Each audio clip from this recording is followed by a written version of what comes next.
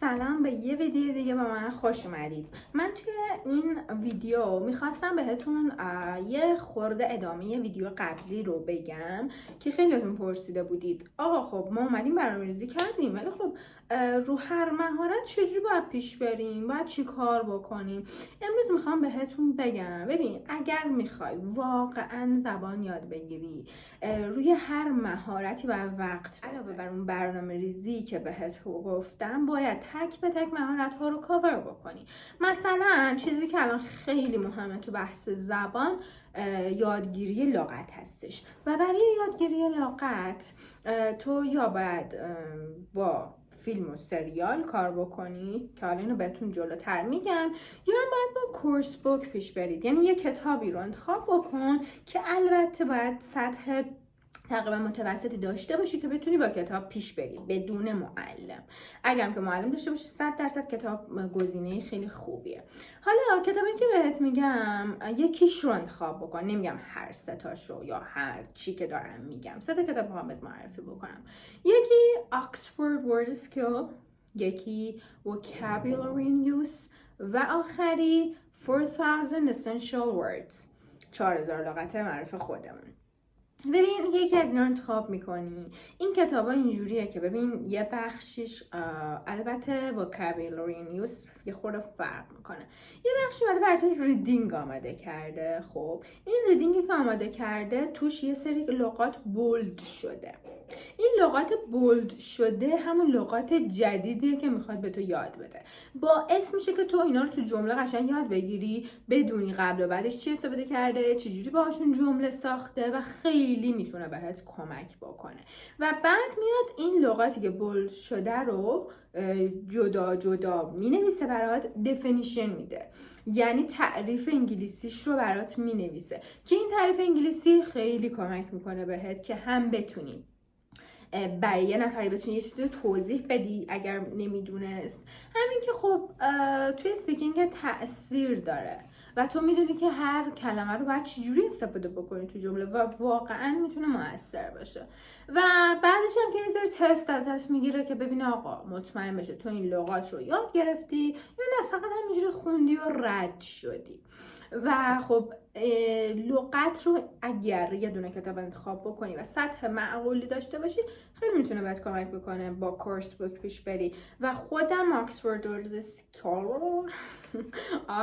Word Skill رو پیشنهاد میکنم که خیلی خیلی به خود من کمک کرده و واقعا مورد خیلی خوبیه. مورد بعدی بخش گرامر هستش. ببین گرامر چیزیه که باید با صحبت کردن درست بشه، باید با شنیدن درست بشه. خیلی من کتاب پیشنهاد نمی کنم و خب تو هر چقدر بتونی بیشتر صحبت بکنی، همون تو ویدیو قبلی بهتون گفته بودم که چجوری هر چقدر بتونی بیشتر صحبت بکنی، بیشتر جمله سازی بکنی، همونجا ناخودآگاه گرامر درست میشه. تو میدونی باید گرامر یعنی چی؟ یعنی که نحوه درست جمله ساختن. اون نحوه درست جمله سازی رو تو با صحبت کردن درست میکنی، با شنیدن زیاد درست میکنی. هر چقدر لیسنینگ قوی داشته باشی، بیشتر لیسنینگ گوش بدی، پادکست و آهنگ و فیلم و سریال و اینا، گرامر درست میشه. ناخودآگاه میدونی باید کجا فعل بیاری، کجا فاعل بیاری، کجا اینو استفاده کنی، کجا از اون زمانه استفاده بکنی. و زمان هم خیلی تاثیر داره دیگه. اگر زمانها رو به صورت کامل یاد بگیری 100% گرامر بهتری میتونی داشته باشی. هر چقدر گرامرت قوی تر باشه اسپیکینگت خب درست تره. به خاطر همین میگم توی صحبت کردن درست میشه. ببین اگر میخوای آزمون بدی کورس بوک خوبه. مثلا یه grammar in use رو انتخاب بکن و اونجا دیگه قشنگ واو به واو به تو گفته که باید اینو چجوری کنی، چجوری بسازی. و خب برای کسی که داره جنرال کار میکنه اسپیکینگ براش مهمه، خیلی کتاب مسئله مهمی نیست مگر اینکه بخواد همون آزمون بده. پس بیشتر گوش کن، بیشتر صحبت کن، گرامرت ناخودآگاه درست میشه. نکته آخری که میخوام بهتون بگم فیلم و سریال هستش. ببین دوستم، تو هر چقدر فیلم و سریال ببینی بیشتر گوشت خب میشنوه دیگه. اینجا گرامرت که درست شده، لغت بیشتری میبینی، میشنوی، اصلا کلا انگار کلیات زبان تو رو فیلم و سریال میتونه خلاصه بکنه. خب حالا چه جوری؟ اینایی که میگن آقا برو حتما زیرنویس رو پاک کن، ولش کن، فقط مهم اینه که اون صحبت بکنه تو بشنوی، مهم نیست هر چقدر که میفهمی، اصلا بذار کنار. من اصلا اگه داری به من گوش میدی، من با این مخالفم. چیزی که من خودم یاد گرفتم و دارم میگم، ببین تو فیلم یا سریالی که باهاش حال میکنی انتخاب بکن، ژانری که دوست داری خیلی مهمه. مثلا من خودم با فیلم‌های اکشن قشنگ حال میکنم. یکی میاد مثلا میگه باید درام باشه، یکی میاد میگه باید کمدی باشه. این دیگه بستگی به سلیقه خودت داره. خب یا رمانتیک باشه یا اصلا انیمیشن باشه، مهم نیست. یه دونه سلیقت ببین چی جواب میده، اون انتخاب بکن. زیرنویس فارسی بذار روش، با زیرنویس فارسی دانلود بکن، اصلا از فیلم دیدنت لذت ببر.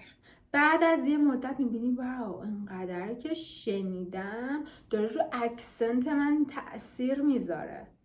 من خیلی چیزا شنیدم، خیلی چیزا رو دارم درست تلفظ میکنم، خیلی راحت دارم حرف میزنم به خاطر شنیدنه. و به خاطر همین میگم سریال خیلی بهتر از فیلمه، چون داره تو رو میکشونه، میبره با خودش، طولانی مدت ادامه داره. و فیلم و سریال هم اگر زیرنویس فارسی نگاه بکنی و بیشتر گوش کنی، ناخودآگاهت اینو تو طولانی مدت میگیره.